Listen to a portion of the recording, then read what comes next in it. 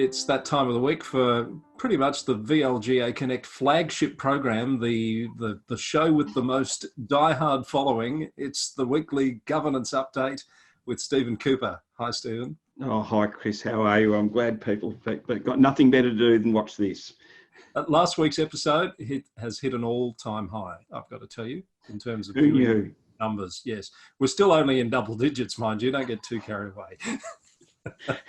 Better to aim high and fail than aim low and succeed, Chris. Nice to see you anyway. What's the week in governance been like for you? I've had a good week, Chris. Probably a bit like yourself. It's been an M week. You can come up with a grilling pun about that, I'm sure, but I've been to Macedon Ranges and workshops this week.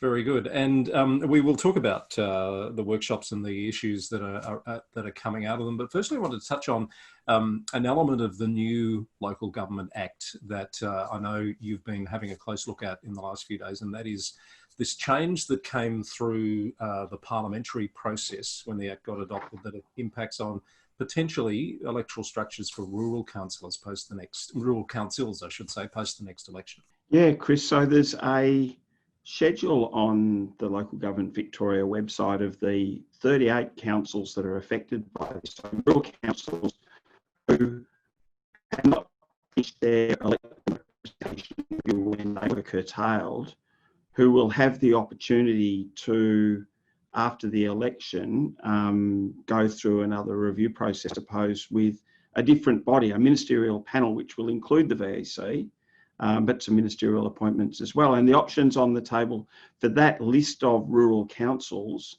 is single, unsubdivided, or uniform multi-member structures. And do I understand correctly that it is a process that the council itself would activate or request? That's my understanding, Chris. So it's one that the incoming council would want to be discussing fairly early on in its term, I presume, to provide as much certainty and time as possible.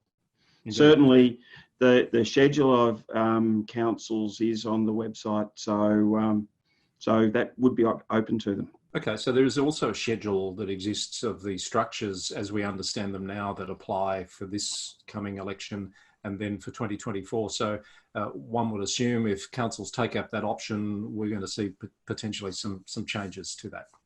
Well, that's true. And I mean, they're in that basket of councils that are not strictly compliant as at the 2020 elections, but will be moving to that way in 2024.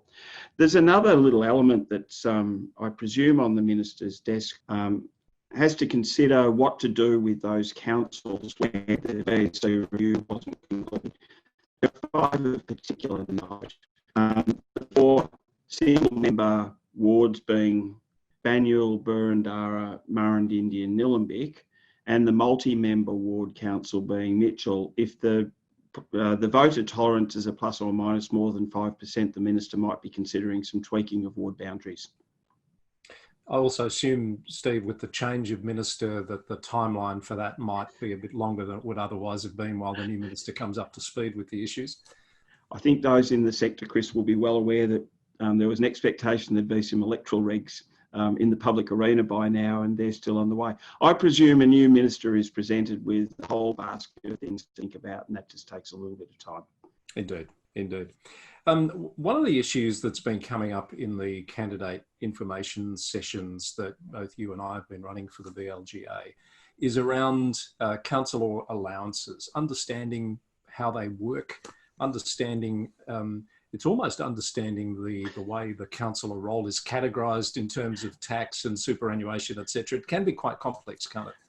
Well, because it's not categorised clearly, Chris, that's sort of one of the reasons why people probably struggle with it. So you've got a situation in terms of the allowance, and you and I have talked about this previously, that it's an allowance, not a salary. So it's an allowance that's meant to defray the cost of being a councillor, that, you know, those incidental expenses that are incurred.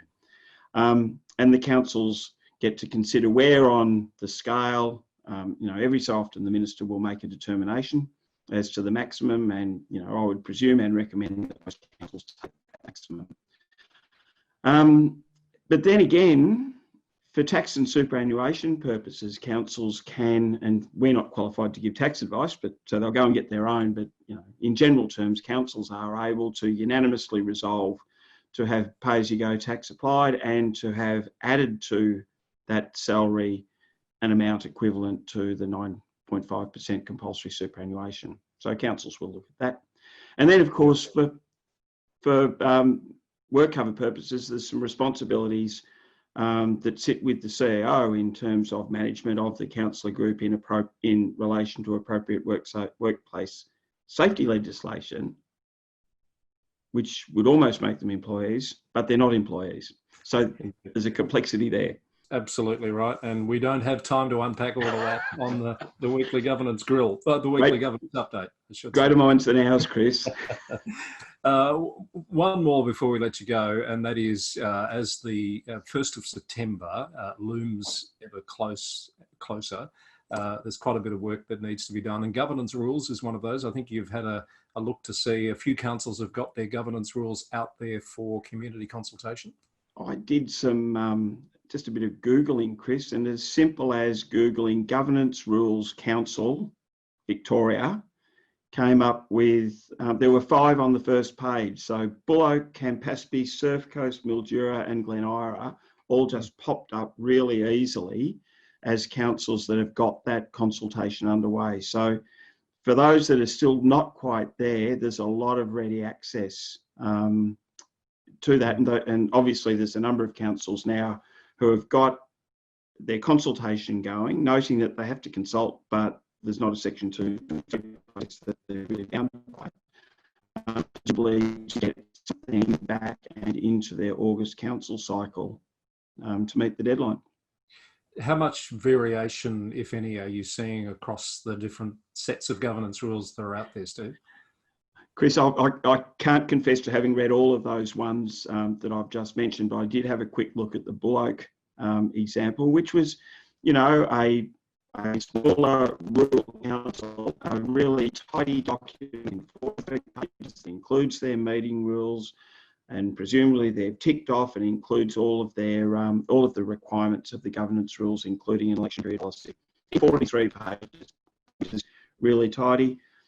As you can expect, though, with the metropolitan councils, I know that some of the northern suburb councils, including Moreland, have delved into those policy issues with a bit more detail, and those documents are getting up to around 7 pages. So very much the systems around horses for courses. All right, thanks, Steve. We might have to leave it there. Lots happening as always. Another big week coming up. I know LGV are starting to run some regular webinars for practitioners within the sector to touch base with them directly on current issues. Chris, anyone who is listening to this prior to noon on the Friday the 26th of June that wants to have a listen to the VLGA webinar will be advised to contact the council or LGV, and they can get in via an Eventbrite link subject to registration to a webinar around governance procedures. Yeah, worth doing. Excellent. We'll look forward to seeing how that goes, and might be one of the things we chat about next week on the governance. Who knows? Indeed. It'll be another big week, I'm sure. Thank you, Stephen. Stephen Cooper with us on the weekly governance update here on VLGA Connect.